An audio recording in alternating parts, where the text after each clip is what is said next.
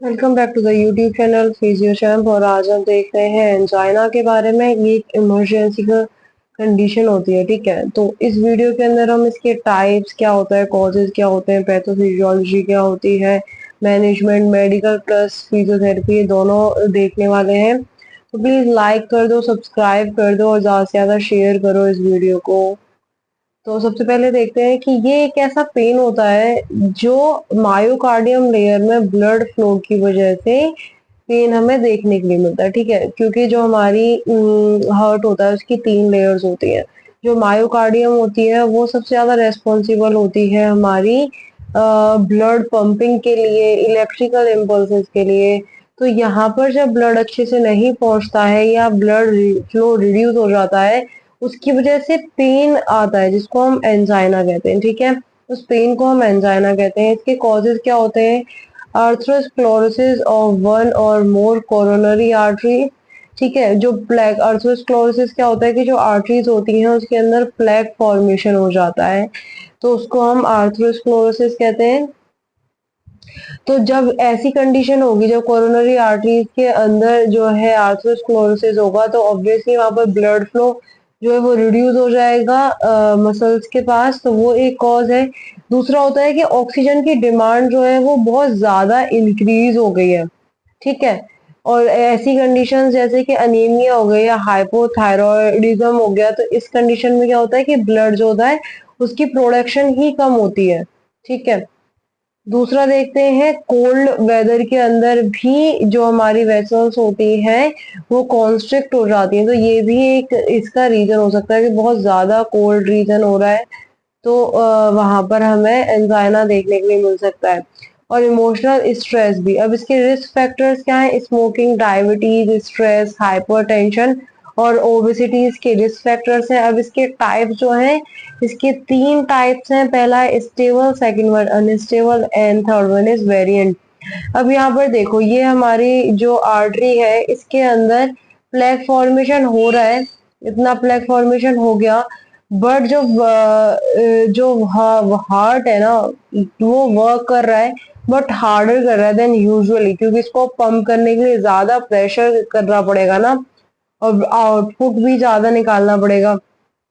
और स्टेबल जो एंजाइना होता है ये सबसे ज्यादा कॉमन होता है। यहाँ पर जो है पेन कुछ मिनट्स के बाद अगर आप रेस्ट कर लोगे या फिर मेडिसिन ले लोगे तो कुछ टाइम के बाद जो है पेन रिड्यूस हो जाता है। ये तो हो गया हमारा स्टेबल एंजाइना। अब इससे जो नेक्स्ट सीवियर लेवल आता है वो होता है हमारा अनस्टेबल एंजाइना। इसके अंदर ये आपका फिजिकल एक्सर्शन, जैसे फिजिकल एक्टिविटी कर रहे हो तो वहां पर ऑक्सीजन की डिमांड इंक्रीज हो जाती है, ठीक है। लेकिन ये इसमें कोई फिजिकल एक्सरसाइज का कोई ऐसा इंपॉर्टेंट रोल नहीं है। अगर आप करो उसमें भी हो सकता है, नहीं करो उसके टाइम पर भी हो सकता है। रेस्ट या मेडिसिन से इसमें कोई रिलीफ नहीं मिलेगा। ये एक डेंजरस कंडीशन होती है जिसको इमरजेंसी की नीड होती है। अगर किसी पेशेंट को रिलीफ नहीं मिल रहा है तो उसको समझ जाना चाहिए, अगर एंजाइना जैसे सिम्टम्स देखने के लिए मिल रहे हैं जो अभी हम आगे देखेंगे, ओके। और ये एक साइन है कि हार्ट अटैक जो है अब जल्दी होने वाला है, ठीक है। ये उसका पहले वाला स्टेप है अनस्टेबल एंजाइना के, यहाँ पर आपको पेन देखने के लिए मिल रहा है। अब वेरिएंट क्या होता है? वेरिएंट क्या हो रहा है कि यहाँ पर ही आपकी ब्लड वेसल्स की, अब इसका जो है ना ब्लॉकेज बहुत ज्यादा ही हो गया है, ठीक है।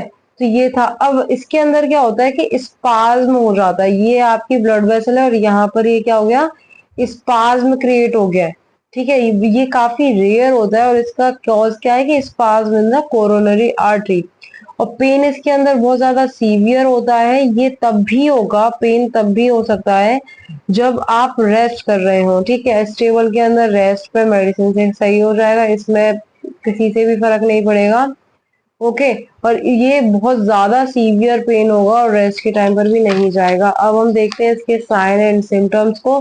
सबसे जो पहला इंपॉर्टेंट साइन है वो है चेस्ट डिस्कम्फर्ट, ठीक है। एक एक्चुअल पेन नहीं होगा बट एक डिस्कम्फर्ट जैसा फील होगा, और पेशेंट उसको डिस्कम्फर्ट को एक्सप्लेन करेगा कि मुझे प्रेशर सा फील हो रहा है, भारीपन फील हो रहा है, टाइटनेस फील हो रहा है, ऐसा लग रहा है कि कुछ चीज सिकुड़ रही है अंदर ही अंदर, स्क्वीजिंग फील हो रही है, बर्निंग सेंसेशन आ रही है, चॉकिंग सेंसेशन आ रही है, ठीक है।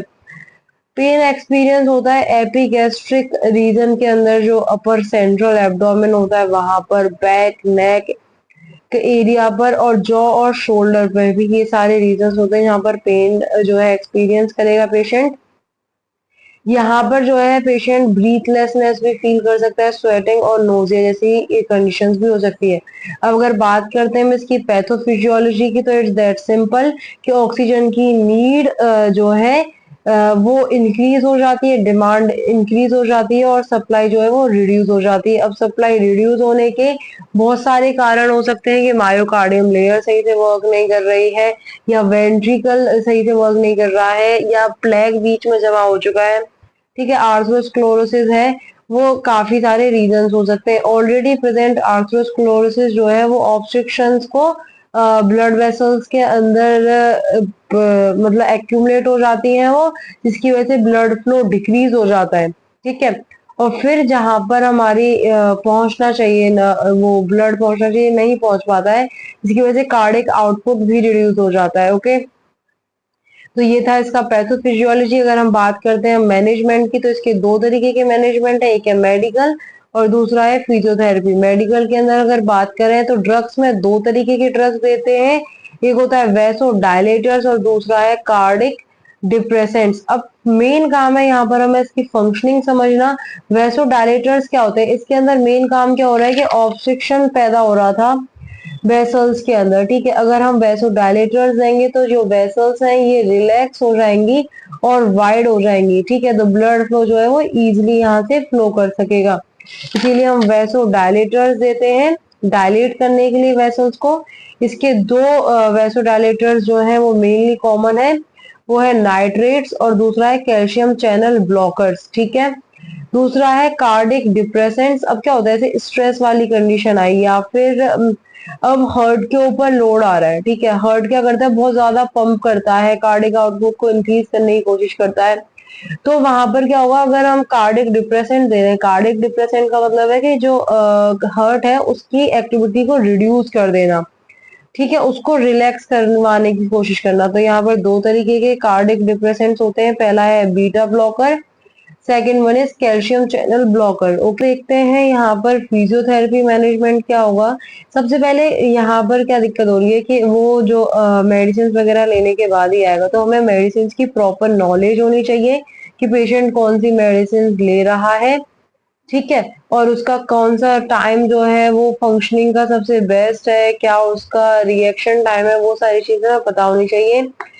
तो हमारा क्या यहाँ पर रोल आता है, मैक्सिमाइज करना एरोबिक कैपेसिटी को और एफिशिएंसी को, O2 ट्रांसपोर्ट की एफिशिएंसी को इंक्रीज करना, जो मेडिकेशंस उसके लिए नीडेड हैं, ठीक है, उस to maximise treatment responses administered, जो उसके ट्रीटमेंट के लिए मैक्सिमाइज करें उसके ट्रीटमेंट को, वो मेडिसिन उसको एडमिनिस्ट्रेट कर दे, मतलब उसको दे देनी चाहिए उस टाइम पर। पेशेंट को समझाना कि हार्ट अटैक की कंडीशन आ सकती है या क्या इसके सिम्टम्स हैं, क्या प्रिवेंटिव स्ट्रेटजीज यूज कर सकते हो, रिस्क फैक्टर जैसे स्मोकिंग, ओबेसिटी, ये सारे रिस्क फैक्टर हैं, तो उसको रिड्यूस करने के लिए स्ट्रेटजीज यूज करनी है। इसके ईसीजी का मॉनिटर करना है पेशेंट, जब आप एक्सरसाइज करा रहे हो, एरोबिक एक्सरसाइज करा रहे हो, उससे पहले उसके बाद में ईसीजी में मॉनिटर करते हुए रखना है। वाइटल्स चेक करने हैं, heavy lifting, static exercises, straining और वेल्सवा मैन्योर जो होता है ये,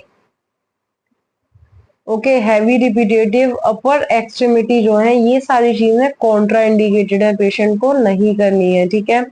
और बॉडी पोजीशनिंग काफी ज्यादा इंपॉर्टेंट हो जाती है, क्योंकि बॉडी पोजीशनिंग से जो ब्लड फ्लो का रेट होता है वो डिपेंड करता है। ओके, तो ये था हमारा फिजियोथेरेपी मैनेजमेंट सारा plus medical management. Please like and subscribe my channel for more such videos. Thank you so much.